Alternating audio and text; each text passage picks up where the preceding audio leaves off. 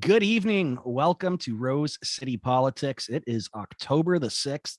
My name is John Lidke. We are here tonight with Doug Sartori. Doug, how you doing? Having a great day so far. Don't ruin it for me, John. I'll do my best. Let's just keep moving forward then. We also have Don Merrifield Jr. here as well. Don, how are you? I'm very well. Just wondering, does it actually cost $50 to dance with Doug, or is that a penalty? I couldn't see in the background there. Prices are negotiable for friends, Donald. I get frequent flyer discounts. Patreon subscribers will want to know that there is an option for them as well. And thank you for being our supporters, our Patreons. And if you're not, head to patreon.com/Rose City Politics. We are in BizX Magazine and online as well at bizxmagazine.com. And we're on all of your favorite social media and podcasting apps. And Rose City Politics has been able to broadcast live on tape during this pandemic, thanks to the kind support of Leuna 625, Building Better Communities. Well, it is the three of us. We have three topics to get to tonight. We were joking in the pre-show. We are probably going to make it 45 minutes through one topic. We've been fretting that we wouldn't be able to fill the hour. So if you're hearing right now where we're starting off, let's see where we get to by the end of this. Just the one topic. Who's surprised? No, but we will dive right in though off the bat with this. I will be announcing that Windsor City Council has delayed discussions on the riverfront canopy and celestial beacon. Though controversial it has been, the streetcar 351 housing and the festival plaza were on agenda for Monday's council meeting, but were referred back to administration as a result of a motion by Ward 6 Councillor Joanne Gignac, who asked administration to compose a detailed report on how these projects could be linked to the new City Hall promenade. That caused some to raise an eyebrow, including Mayor Dilkins himself, who said he didn't see a link between the two projects, and the motion passed 6-5. Now, plans have been in development for the past couple of years to turn the old City Hall footprint into a multi-use outdoor space in conjunction with city property extending from City Hall to the riverfront.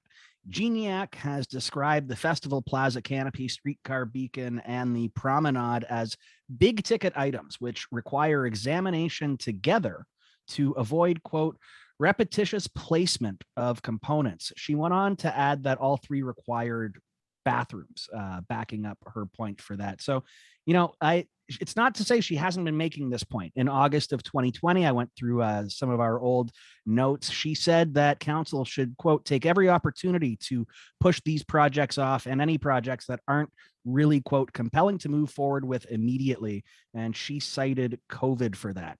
There were 8 delegates that were scheduled to speak on the Festival Plaza improvements. There's been no date for when the new report will be arriving. Mayor Dilkins tried to spin this as best as possible, saying it wasn't a nay vote on the entire project, but rather, an opportunity for a conversation, a starting point for the public to get involved. Love those starting points when you lose a critical vote. That's one of the best spins I think that I've ever heard, but give it to him. I don't know how else you spin it. He also went on to say, though, it's not a false narrative to say Windsor isn't focused on the basics, because there was a lot of pushback during just the trial balloon period where this came out. Mayor Dilkins points to $1.6 billion, the 10-year infrastructure plan, affordable housing spending, and alleviating homelessness as some of the basics that the city has undertaken. So the mayor's talking points cited the exact examples that Jarvis cited in her article. That's weird. That's you'd have to be one of those real close council watchers to note that. It's just a coincidence, Doug, just a coincidence. Yeah, there are some things that are very apparent these days. It seems like they're being laid on thick. So this was a surprising one to see this get deferred. Anyone else on the panel expecting it to have gotten derailed? I thought, quite frankly, this was going to be rubber stamped. I thought I guess. Go ahead. No, well, I was just going to say the fact that it got derailed, that's a great question. I'm interested in the fact that it got derailed by Councillor Gignac. That seemed to be the wild card and all that for me, because they've always been kind of in sync on everything. If we go back to the teams on council, I mean, Councillor Geniac and Councillor Francis and the mayor have always kind of been on one side for years. So yeah, to me it seems interesting that she's the one that kind of derailed this, and I think given the mayor's response, that it seems to have come a bit out of left field for him also. Yeah, Don, when I watched council on kind of time delay. I watched council yesterday, so there was time to know what the outcome was. And when I just heard about it and hadn't watched the meeting, I was wondering, well, is it possible that this was some kind of coordinated plan? We floated the trial balloon. Now let's pull it back. But when you actually watch the meeting, it doesn't hold water, because Dilkens was surprised. He either that or he is a master of facial expressions, because he sure looked like he was surprised by that. And I did think it was interesting. I kind of agree with Joanne Geniac. I think that taking a bit more time to think about all this stuff and coordinate it rather than make a headlong rush, I do think that that's probably a good idea. Maybe to let this thing fully bake and let there be a good discussion before it actually gets decided, even though of course this was not the decision. The final decision on the spending would come at budget time. But at the same time, I think that there was an opportunity for debate on this that got squelched. All of this went down during a part of the meeting where debate is not really allowed. This was not a vote on any motion. This was, a motion to refer the thing back to administration. Even though there was some pseudo debate, people ask for clarification and make their point when they're asking for it. But all the way around, I do think that it points to some interesting possible fault lines developing where you don't expect. This is definitely a case where Joanne Geniac is offside with Mayor Dilkens, and there's a difference between disagreeing and maybe voting a different way than someone that you collaborate with or someone that you generally agree with, however you want to paint it. And then there is coming out of left field to totally torpedo the thing before the conversation even happens. And that did seem to be a bit surprising to the mayor, as we mentioned before. And it is interesting, and maybe it's something that folks around this table would like to feverishly speculate about. I'll jump in a bit. I think, I don't know about fault lines, although I guess, that's the only way to describe it. The mayor and Councillor Geniac are running very different races in this upcoming election, right? Councillor Geniac feels that she's going to be able to, she's sticking to what she's always stuck to, that apparent fiscal conservatism when it's really easy to do, when it is, of importance in certain points, but we talk about how it's a faux fiscal conservatism at other times. But, she's sticking with her narrative here that she's established. And I think that her voters would expect her to do that. Whereas the mayor, he's dealing with a very changing climate here in Windsor.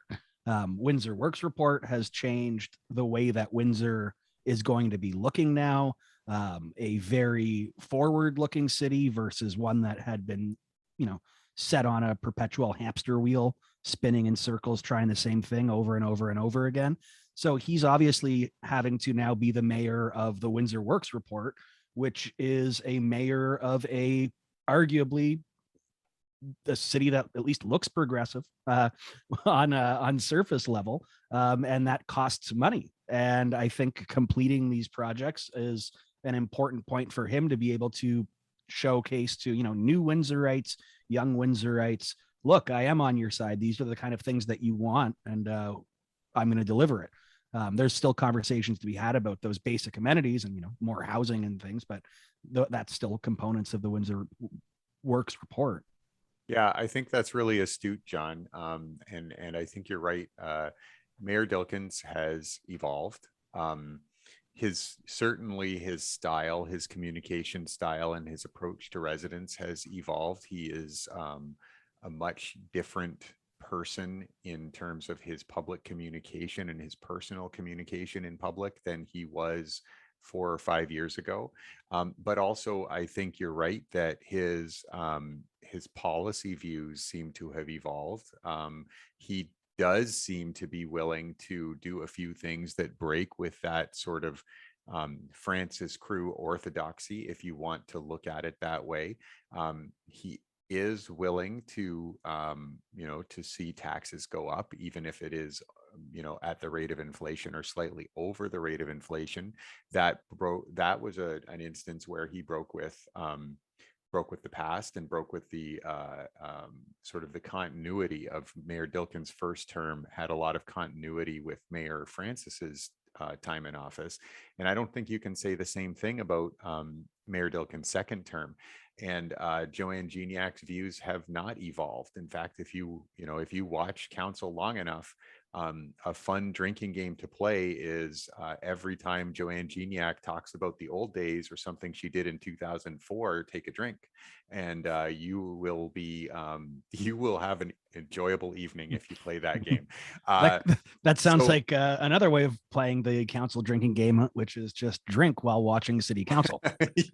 Yes, you're just making an excuse to drink. But so I think that's really astute, that there does seem to be a bigger gap between the two of them than there has been before. To your other point, I want to throw a question back at you. You talked about Geniac and Dilkens's path to re-election. What makes you think Geniac is going to run again? Oh, I don't know. I guess, I haven't heard anything to the contrary about it. She's posturing herself in the same way. I hadn't stopped to think about whether or not she would or she wouldn't. So what does that say? I wonder. I feel like, as I said, I think that watching Geniac on council, and you don't hear a lot from her in the press. So that's really, and she's not active on social media, or else, I'm not aware of whatever social media she's on. So your only opportunity to hear from Joanne Geniac is generally at council. And as I kind of jokingly mentioned before, she is spending an awful lot of time talking about her accomplishments. At council meetings, she is spending an awful lot of time talking about the way things were done and the things that we did in this year or that year in the past. And I wonder if she's planning to run again. I have no reason to think one way or the other, except that she has served a number of terms on council after serving a number of terms on the school board. So I think it's a question of when. I guess it is with every politician, but she ran for higher office in 2015, wasn't successful. That was 6 years ago. She hasn't shown any motion towards running at another level again. So what's left for Joanne Geniac on council, and is she running again? I wonder. Well, let's take this the other way. Election coming up in a couple of years for the provincial government. Maybe Drew runs for that, and Joanne's posturing herself to run for mayor. In like 7 months, there is going to be an election. Well, that's interesting. Joanne, now we're really speculating. Yeah, that's right. Well, Mayor Dilkens be stepping down. So, or no, he wouldn't have to step down. Would he run though? He would just run. Yeah. Yeah, I've said this before on this show a few times, but one of my favorite Windsor counterfactuals is exploring the what if scenario of Joanne Geniac running for mayor in 2014. If she had run for mayor in 14, she would have won, I think. If you look at the landscape of the competition, I don't think that Larry wins against Gignac. I don't think that, oh my goodness, and I'm blanking on his name now. Milson, I don't think Milson wins in 2014 against Joanne Gignac. So if you think about it through that lens, she certainly could have run for mayor at that time, and if she had, she probably would be mayor now. So if you're a person, if you're Joanne Gignac, and you're sitting there thinking that could have been me, maybe it starts to get a little frustrating as those perspectives and agendas diverge. And tune in to our new podcast that we're launching, Rose City Politics What If. We'll be doing 30-minute episodes from a different period in Windsor timelines. Nope, we're not. That would be fun, though. Joanne, though, she won in 2018 with 50.26% of the vote, which is, very, very strong, considering, some candidates, for not her competition, but other candidates in other wards, like, Jim Morrison, he won with 28.99% of the vote. Obviously more people running, Yeah. but I'm not looking at the list, but I'm going to say that Joanne Gignac did not face any serious competition in 2018. She had Jeff Denemy, who took 36.35% of the vote. And then after that, it's 12% and 1%. But, regardless, all that I'm saying is, why wouldn't she run? I mean, I guess, maybe she wants to do, or maybe she could do a Halberstadt thing, go to a different level. But I don't know. She doesn't seem like someone who wouldn't want to be in the limelight. She likes what she does. At least that's how it comes across. Yeah. Anyway, I didn't want to derail the show. I was just, I think it's worth exploring, and it's really interesting. And the reason that I brought this stuff out is because I think these are the things that I got to thinking about when I watched that unfold. Just bringing it back to the topic, when I watched that unfold at council, I got to thinking about Gignac's political career and whether she was planning to run again or not, because it did seem like, I don't know if we want to say fault line, but it did seem like a major divergence, and like certainly she was offside with the mayor for the first time in a while. Well, not really for the first time, but the most significant instance of it that I can remember. So I thought it was interesting, and it got me thinking about a whole bunch of different stuff. Could she beat Ernie the Bacon Man? There's the big question. I don't know. It depends on the platform. Yeah. So let me ask you this question, John. In the notes, you brought up all the projects that are currently under consideration, from, the streetcar deal, obviously the covering up the stage downtown. We got 80 knocks with the university, all this money. Do you think Joanne's Councillor Gignac would change her mind if any of that money was actually being spent in her ward? She's not getting anything out of this. Oh, I think most definitely. So going to kind of Doug's point, is it just really, it's, if you're going to be the fiscal conservative on city council, and city council is prepared to spend about $100 million and zero of it's going in your ward, do you really have a choice but to say no, or to at least pretend to throw up roadblocks? Councillor Gignac likes to remind us about all of the investments downtown that she supported. That's something that I've heard her talk about at council many times, and the mostly defensively, mostly when someone, either a delegate or another councillor, may question the commitment of the city government to downtown. That's something that she will talk about. So maybe Joanne Gignac feels like there have been enough big ticket items, or maybe, she thinks that these elements aren't a priority, but I'm not sure that she has shown a reluctance to make investments in the city outside of her ward before. I'm not sure that's the case. Well, to kind of give her some credit, if you look at all the projects that are being shuffled around pretty much on the downtown waterfront area, or certainly down at City Hall, we've talked about it many times. There doesn't seem to be some kind of grand plan for what's going on. It all seems ADHD, look at the squirrel over there, let's do that now.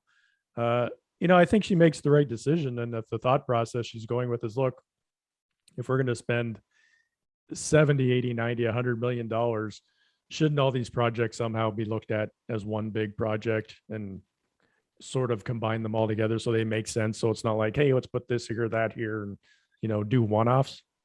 It's Yeah, irrational. we haven't even thrown the library in there, which is going to be another 40 some odd million dollars in the downtown area. Yeah, it's a rational argument. I don't disagree, Don. And the other thing there, I think, though, to think about is the problem with that is, as Jon mentioned last week, this is intended to have shovels in the ground in the spring. Right. The intent was for this thing to be underway in the spring, and possibly so that it could be a bullet point on election literature. So, it's more than just, hey, let's take a step back and rethink this. It's potentially interfering with sort of, the politically motivated part of the timing and so forth of this. What else interested me here, and we made a few references to it before, was Mayor Dilkin's response, his pretty defensive response, I thought, on CBC to the questions about it. Do you think that the public reaction to this proposal was what Mayor Dilkins expected? Because I thought it was like surprisingly overwhelmingly negative. Besides Jarvis and a few voices out there of folks who, probably would stand to gain from having a super nice facility on the waterfront, where has the support for this been? Who has been vocal in support of this idea? Well, where has this idea been is the other thing. This is one of these problems, Doug, with when we have these decisions come forward that we know that they sent this away for consideration and designs years back, but we haven't had a real update on this until now. And then the vote's supposed to happen, immediately. So this is one of those issues where when you do, whether it was a trial balloon when it first came out a couple weeks ago, or if it was simply, this is the story and the vote's absolutely going to be happening regardless, you're catching people off guard here. And I think you bring up a really good point, Liz. Where are the festival promoters lined up advocating for it? Why wasn't there a coordinated media strategy? This is a huge, huge buy. I mean, $32 million right off the bat that we're talking about here is exactly what the Aquatic Center was. And people have, a taste in their mouth still of how that ballooned up to what, 87, $90 million, and higher than expected annual operating costs. So especially during a pandemic, especially while, we're still seeing large amounts of homelessness, the opioid crisis is ongoing. There's a lack of affordable housing. And this isn't to say, Drew Dilkins caused any of these issues or anything, but you bring forward a huge spend like this. And I think, it's easy for social media to overwhelm the very small core group in this case of positive voices for it. They got washed away by an overwhelming torrent of negativity and then comparisons to what ifs, what else could be spent it on. And that's the big peril there, is once you open up that door to how else should this money be spent, the entire project is lost in a fog because you can't really bring that back onto the rails immediately. Yeah, it's interesting. And I think the most interesting piece that you mentioned there is that there was not voices lined up in support. That this is something that happened really fast, and this isn't the first time that that's happened. It's very similar in my mind to the way that Bright Lights got rolled out. Bright Lights, basically, we all found out about it when it hit the council agenda 2 weeks ahead of time, that there was going to be a vote on this thing. And this has followed a similar path. The difference is that this one didn't pass. Because I think that if you feel confident that you will be able to command a majority at the council table, and you don't need to worry too much about rallying support and showing evidence that this is a politically popular move. Maybe you run it like this, but then, you know, it just didn't turn out that way this time. Very interesting. So I guess I have one question I'll ask you guys. John brought up that Councillor Geniak said that one of the issues involving all of these projects was a bathroom situation. So as a way to kill two birds with one stone, do we see the canal project coming back? I thought you were going to say you could just reopen the underground bathrooms, Don. well, the canal, the water's moving. It's, yeah. you know, I think it's is a the water win-win. moving? Is the water moving? It will be. It'll be rising. Yeah, it looked like a little, you know, it's just a little dead end there. I'm not sure it moves too much, but sure, people can go to the bathroom in the canal. That's what Don wants. I like to be a problem solver. That's what I think the people in Windsor really expect from me. So if anybody in the media is going to quote us on this show, or quote us from this show, I just want you to make sure that you tag Don Merrifield Jr. accurately, advocate of public urination. They're in a grand canal. Yeah. You can leave that part out. Yeah, don't limit my options here. See, maybe they were onto something with the storms that we've been having these past couple of years. If we had just dug the canal, not filled it in with water, we could have a temporary canal whenever necessary. Yep, it would be full by now. Like another Grand Marais drain. It's a good idea. So yeah, I mean, it's a lot of prices again to go through it. It's 32 million for the festival site, 13.5 for that canopy itself. The streetcar, just to put this in context, you know, that's another $8.5 million. So as Don said, we're talking 62.7 million in new direct spending just with these approvals. 91 million once you consider that 80 Knox is already committed to.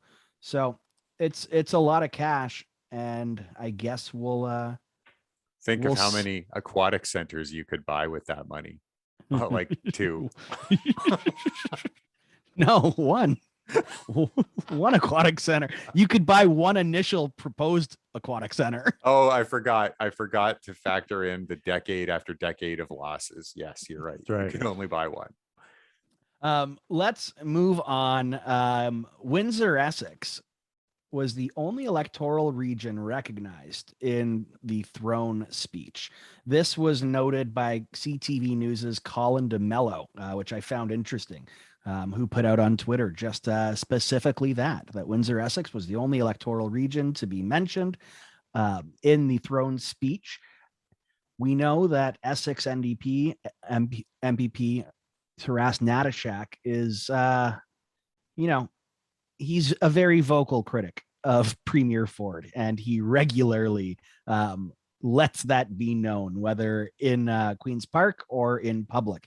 And the PCs under Ford are specifically targeting Essex in the next election, looking to push him out of Queen's Park. CBC News reported the throne speech set economic recovery from COVID-19 as priority and focused largely on what was done to support healthcare and long-term care systems, highlighting the need for more action, with few specifics though, but mentioning already promised legislation to set long-term care standards. So we don't want to focus too much on the throne speech itself here, but Windsor Essex being the only electoral region recognized here. Doug, I want to go straight to you on this one. That surprised me. I mean, you go through it and you see it there. What does this mean? They want to flip the seats. Obviously, we're a bastion of orange down here. So I admit I only watched about 2 minutes of the throne speech. But first, I know Colin DeMello isn't here to defend himself, but is that accurate? No other municipality or community in the entire province was mentioned during the entire throne speech. Didn't they mention Peel? That's not a real place. Okay. All right. Well, fair enough. Mm-hmm. But anyway, so I'm not really my first reaction. I'm not going to say that DeMello is wrong. Like, he probably watched more of it than I did. but and Windsor Essex is not an electoral region, so I find that whole tweet weird. No question, the PCs are targeting Essex. So what's interesting about this is how the Windsor Essex was mentioned. Did you have the copy of that or a quote from that, John? Did you happen to dig that up? I did, but if it's not there, then I don't. So keep Okay, going, and so let me- the mention of Windsor Essex, I just wanted to have I wanted to have the actual quote because I think it would be useful, but that's okay. Windsor Essex was mentioned in the context of the proposed mega hospital. That was the context.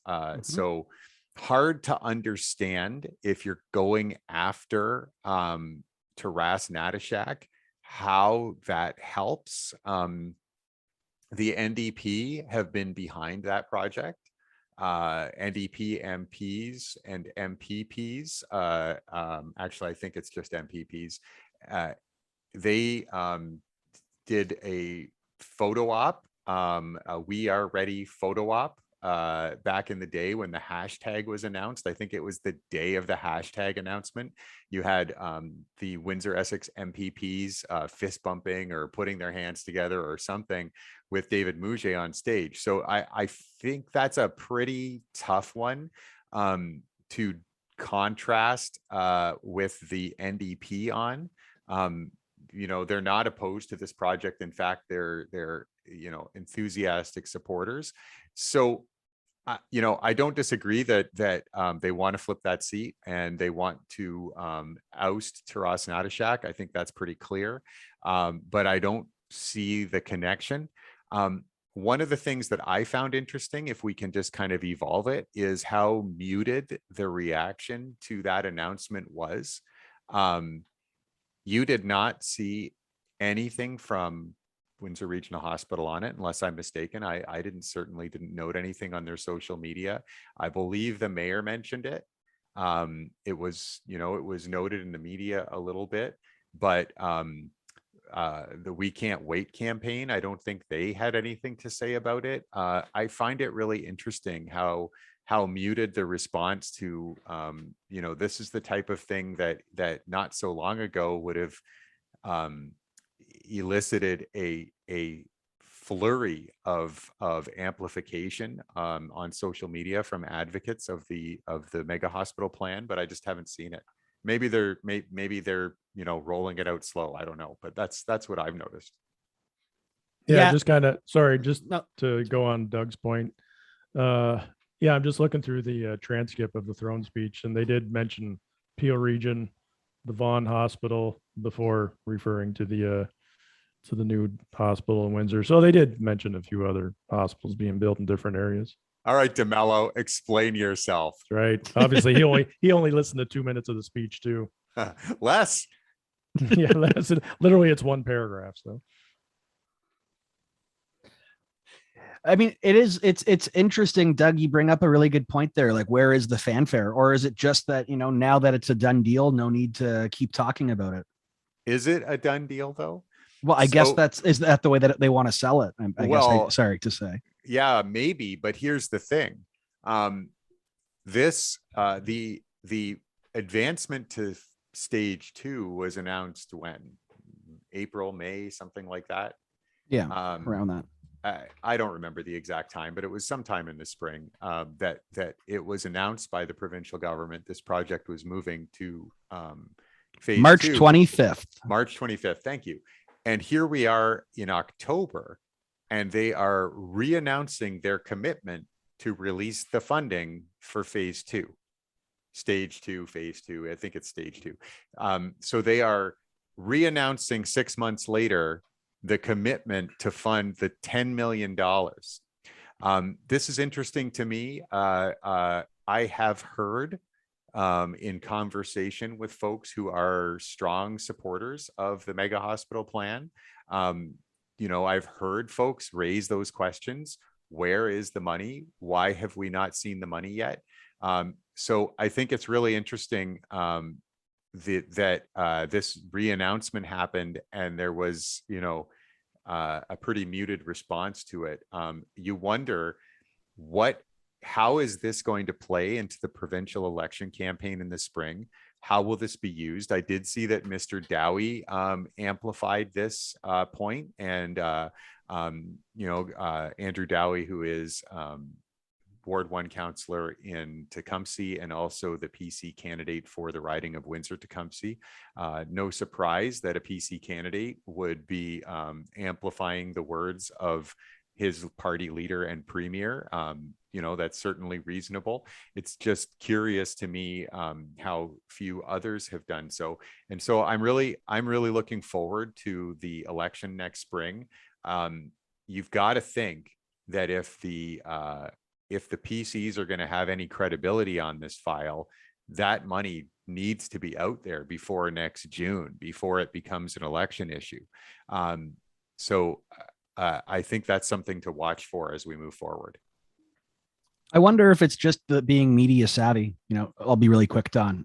From what you said there, Doug, if all it is just a re-announcement of an announcement, don't go poking the bear. And in that case, especially down here in a region like Windsor, if you were to put out a press release or something that even said we're happy about the recommitment, that could end up, raising eyebrows, making a story that's too big and having that sputter around. And maybe the point is just, we don't want to piss off, the premier. We got told we're going to get what we get. So just shut up and wait for it. Well, not only that, I think every time the mega hospital even gets mentioned, Windsor explodes. So, going off of what John said, maybe it's just a matter of, look, we don't want to bring up the topic again because every time it gets brought up, it becomes a 6-month shit show in the media of people yelling at each other. So, or maybe they're paying for it in e-transfers, and you can only do 3,000 a day. So maybe they're just shipping us $3,000 every day until the 10 million's paid off. So I take a little bit of a different view. I think that it's possible that what you say is the case, Don, but I think it's also possible that without a scapegoat, without someone to point the finger at for delays, and there's no legal process that's ongoing, to my knowledge, that it puts this project, quote unquote, at risk. Now there is the question about why the delays has to land with the provincial government and proponents of the project. Like, why the delays? Why is this not moving forward? In case you're curious, the We Can't Wait campaign has been silent since August 20th. And they have not made an original tweet since July 26th. So I guess that this is just one of those cases where when you issue the final invoice and the checks stop coming in, the grassroots effort goes away. They're printing up all the Christmas cards right now, so it's a quiet period. Apparently we can wait. We can wait. Yeah. Well, you know what? I think the mayor and whoever's running for provincial government down here, this will be a good topic of conversation to run on, that, we're going to bring all this funding here for the premier and for the conservatives. And look, obviously of the three of us, I'm certainly the conservative in the room. Many parties have used that hospital as a campaign promise thing. So, I don't see it'll be any different with the conservatives. And maybe, go back to our conspiracy theory, or my conspiracy theory of the mayor possibly running for something else. Maybe this is it. Maybe he's running for provincial for the PCs. Hey, it would be interesting. That would be a real capstone to be able to deliver the next stage of something for the mega hospital, to do something in conjunction. But I don't know. I don't see it. I don't know. Right. But then Joanne runs for mayor and John's running for Ward 7 or whatever ward she's in. Perfect. So here's the problem with running on this thing. So you're a conservative and you're running for provincial government, and your argument is that you need to be elected in order to move this thing forward. So as Don mentioned, every party at one time or another has run on advancing a new hospital in Windsor, Essex, whether it was the Liberals in Windsor West in 2014. You may remember Teresa Peruzza's "We Need a New Hospital" sign toppers that came out during that election. However, I don't think there was an actual plan then. So I don't think it's quite accurate to say that I don't think Liberals have ever actually run on the 42 location. No, it was the Grace Hospital site at the time was the only thing. Yeah. So, but the future home of the acute care facility was what she ran on. But certainly Conservatives and NDP have run on this and support it. So it's not really a point of differentiation. And there's been a PC government for 4 years, and the file hasn't really advanced. And I think that's going to be a problem for a PC candidate in 2022, unless, as I said, unless this thing has moved beyond the point that it's at right now. So that money was announced in the 2021 budget. You would think that it would be moving. And I think that you might be quite right that, there's a reason why folks who might have to answer questions about this aren't talking about this re-announcement, because then the question might be asked, well, what is the holdup? Like, what is the holdup? So yeah, I'm not sure it's a winner. I'm not sure that this is going to be the thing that defeats Taras Nadishak in Essex. I'm not sure that this is going to be the thing that puts Andrew Dowie over the top over Gemma Gray Hall in Tecumseh. Yeah, I'm not sure this is going to be the big issue. I can't see it taking out Taras. I mean, he's incredibly liked. He owns the region or the riding, and I don't think that he'll be kicked out of it until he decides to leave. So I agree with you. I don't see how saying, I'll be the one to bring it, like that doesn't mean anything. And if, Premier Ford is that vindictive that the mega hospital would be canceled because we don't deliver a full slate of blue MPPs, well, then, I guess we get what we deserve down here. Just point of clarification, I in no way indicated that Nadishak is safe in Essex. Well, I think you just have to look at Tracy Ramsey. Tracy Ramsey, an awful lot of time and awful lot of effort and an awful lot of money was put in twice into losing campaigns in Essex for a talented and popular NDP candidate, only to see them go down to defeat. So I'm not saying Nadishak's going to lose. Like, he's the incumbent and he has been successful for an awfully long time. I'm just saying I don't think it's a slam dunk, but I don't think this will be the issue. Well, that depends. Do you have any more of those sign toppers left from that election? Because I need to see if they'll fit on my signs or not. Yeah, I don't know, Don. I'll go into the archives and find out. Go to the big Liberal warehouse where all the old stuff is. I know you guys got one somewhere. Yeah, well, my garage is one of the Liberal warehouses. Okay, let's get on to our last topic of the night.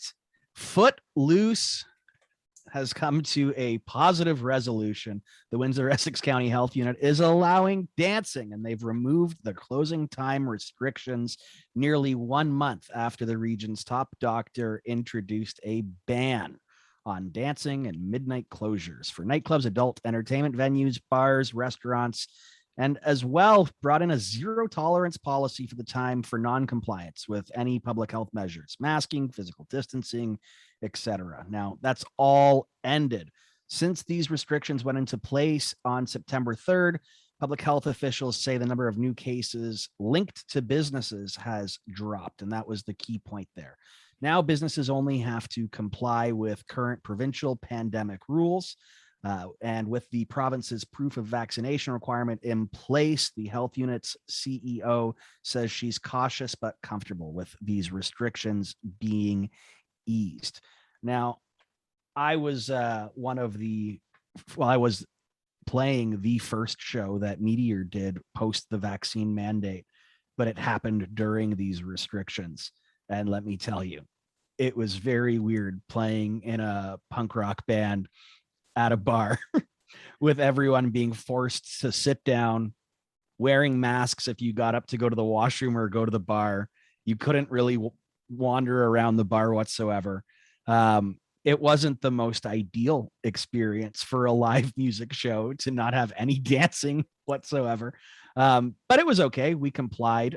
Would I have pushed the show 30 days? Perhaps, but hindsight is 2020. What can you do? I've got some questions, John. Okay. Will you Shoot. will you remind the listening audience what instrument you play? I play the trumpet. Are you required to put a mask on the end of your trumpet in order to play it? Don't be blowing on people. So Meteor actually had plexiglass boards in front of the stage, which added to a really lovely environment of blinding flashing lights coming at us. Couldn't sound bouncing back at you. Oh, sound was coming right back. Couldn't see the audience whatsoever, but could see yourself really well, which was, not appreciated. Look, I've done some gigs where I couldn't see the audience either, but that was only because there was no audience. So. And I played some gigs up in way northern Ontario where instead of plexiglass, they had chain link in front of you just because you didn't want to get hit with beer bottles and shit. So Blues Brothers style. Blues Brothers stuff. Yeah, I never really understood. I guess the 12 p.m. closing thing doesn't affect me because I'm old now and I want to be home by 12 o'clock. So I'd kind of forgotten that was even the case. I never really understood what the difference was between, midnight and 2 p.m. is, after midnight, do people start spitting on each other? Like what goes on at that time of night? So it doesn't make any sense. And, people who follow my Facebook page would be very happy because I have 2 weddings to go to the next 2 weeks. And I have been working on my Ricky Martin dance moves for months now. So you'll be able to see the video in the next couple of weeks. It'll be very exciting. Looking forward to that. Yeah, that introduced a mental picture for me, Don. So it's going to take me a moment to recover. I'm glad that these restrictions are being lifted. It had to suck to be a nightclub owner where people can't dance. It had to suck to have to send everyone home at midnight. And so I'm glad that the progress of the public health measures has made it possible for these restrictions to be lifted. I think it's a really positive thing. This is what's supposed to happen, right? Folks are getting vaccinated. We have a vaccine mandate, so for optional venues like this, so you can be confident when you go into a bar or restaurant that at least all of the other patrons are vaccinated. And the whole point of all this stuff was so that we could find ways to, get closer to what we think of as normal life, right? Or what people whose memories go back that far think of as normal life. So, I'm glad to see it. It's got to be difficult to be the health unit. I think you could say that every single day over the past year and a half. It's got to be a damn difficult thing to make these calls that you're going to face criticism for, no matter which way you go. So I'm glad to see it. I think it's a sign that the situation in Windsor Essex is progressing, and hopefully it continues to progress, and we don't see a backslide into greater restrictions. This was the last decision of Dr. Ahmed really before he left, and look at where we're at now with it being rescinded. And the numbers are down. The outcome was exactly what it was hoped to be. It wasn't even in place for a full 30 days. I would say this is another check mark in his COVID and how he handled it. Put it in the positive column there. And it speaks to the professional caliber that he had, willing to use the tools at his disposal without really much concern about what the political opposition would be. And we saw that repeatedly throughout the pandemic. And I've said this before, but he deserves the most kudos. And, again, good for him for getting out of Dodge, because he was not treated like he was liked down here. No, he was not. No. But as you said as well, Doug, this is what people expect now is, when do Do you guys Okay. remember when the video of Dr. Ahmed at a wedding Not came dancing. out? Yeah. So like that, I think above everything else was the moment in this pandemic when I was like, this poor fucking guy. Yeah. Like, Doesn't get paid enough for this crap. like, this is not an elected official. This is not someone who sought the spotlight, who has that kind of ego or desire to see their name in the media and feeds off it, or at least sees it as a way to advance their agenda. This is a public health doctor. In that moment when you standing around complying with all public health measures, celebrating at a family event is something that that people are spreading around and in order to criticize and dunk on you. I was like, man, this guy, he has got a really, really raw deal in this town. And as you say, is it any surprise that he's gone? Well, even before the pandemic started, let's go, obviously you and I are a little older than John. Did you ever know who was really running the Windsor Health Unit prior to the pandemic? No. No, of course not. Who was the person before Dr. Ahmed? No idea. The closest that I would ever have come was in Dr. Hyman. Shut up, John. And how did you know that, John? Is it your cousin? What's going on? I think I did interviewed him once or something. Okay. Yeah. No, because he was around for 25 years. That's why. Okay, so he was the bleach in the egg salad. He was the bleach in the sandwich Yeah. guy. Yeah. Okay. So that's what I was going to say is the only time that that was the bleach in the egg salad when I was like, who the hell is this guy? That would have been the only instance where they would have come even close to me having name recognition on them. So yeah. Anyway, interesting. I didn't know this story was going to turn into an evaluation of Dr. Ahmed and the way the city and city leadership and community leadership treated him. But since we're on the topic, it makes perfect sense to me that the guy left. He got treated like crap. He got dragged through the mud, being the one individual responsible for and doing the most difficult job in the city during one of the most difficult periods in the city's history. And it's no wonder that he's gone. The city didn't deserve him. The city didn't appreciate him. And if you undermine Dr. Ahmed during the pandemic for your own gain, I really, really hope that you are going to do something great for your community to work off that karma, because you better. Let's leave it at that. Let's leave it there. That's good. We can. Oh, nope. Don wants to ruin it. Don's gotta put his fucking underline on that. Never mind. No, please. No, we want the jokes. Comedy's all about timing, and you jackasses just ruined it completely. So I think we just made the timing. This is funnier. No, yeah, actually it is. Yeah. I was just gonna make a stupid sandwich joke, so yeah, this is fun. Okay, that's good then. Well, you want? Hang on, let me get one of these reactions down here. It's a thumbs up. There we go. Oh, okay, yeah, we've been talking about that for a while now. The thumbs up comes through.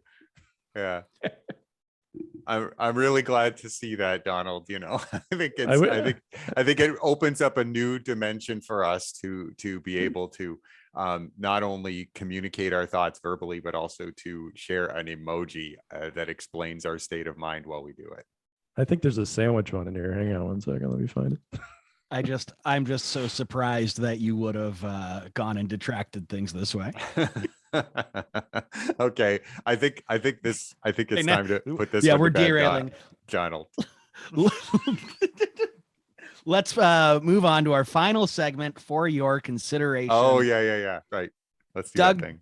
Did you want to go first or? Sure. So going back to Monday afternoon's council meeting, I thought one of the most interesting pieces of the meeting happened during the discussion of the consent agenda, which is not normally a time when you would expect to see something interesting happen. But Councillor Gignac asked for a couple of committee reports to be pulled off the consent agenda. Okay, that's a thing that happens. That's not that unusual. But what was unusual, I thought, was her complaint. And it's worth going back and checking out the video if you haven't seen it. But her complaint that, committees are making decisions that are contrary to the advice of administration. And then that those committee reports are going on the consent agenda and instead of being debated, and they should be debated. That one also seemed to come out of left field for Mayor Dilkins. He reminded Councillor Gignac that there is going to be some governance discussion that is happening soon, and that would be a great time to bring this stuff forward. But she wanted to pull that stuff off consent. And I think it's really interesting, and it is worth your consideration. Very interesting. Very interesting. I've got one. It's for your consideration, is a piece of advice. If you're going to cross at the Ambassador Bridge, don't bring 2 inert grenades in a bucket, presumably, of white powder, because it can cause an international incident. Well, there goes my Saturday night. That's right. Where the border has to be shut down. No one wants that to happen. But also, such is a slap in the face to people who smoke weed and who could be in jail for bringing a joint across. And this guy gets to bring 2 inert grenades in white powder. Like, the white powder part is just the craziest part about it, and no charges. I mean, John, sand is a white powder. Come on. It could Sugar be is a white powder. talcum powder. Okay. Right? It's the grenade part. They're inert. You're just going to focus on the negative all the time. They were John. Safely packed in mysterious white powder. I'm not sure what more you want from this person. So yeah, that's just for your consideration. Don't do that. Here, I got some for your consideration right here. There you go. Jesus Christ. What did you do? What's happening? Don is finding the funniest emojis. Oh, yeah, it's still happening. Yeah. Wonderful. It cleared for me. So for the record, for those listening, Donald wanted to advance an eggplant emoji for your consideration. So do with that what you will. Hey, usually means I can get elected to be mayor. What are you talking about? Wow, we do have access to this entire suite of emojis. Fantastic. Wow, that's great. Okay, I'm just gonna put a king there. I liked your subtle joke there, Don. Did you like that? Yeah, it was we'll see how many people pick up on it if my house burns down. Rewind. Enhance. Well, we've made it to that point again, guys. The end of the show. There you go. We pulled a full hour out. I told you. I don't know how we did it. A full hour, almost to the minute.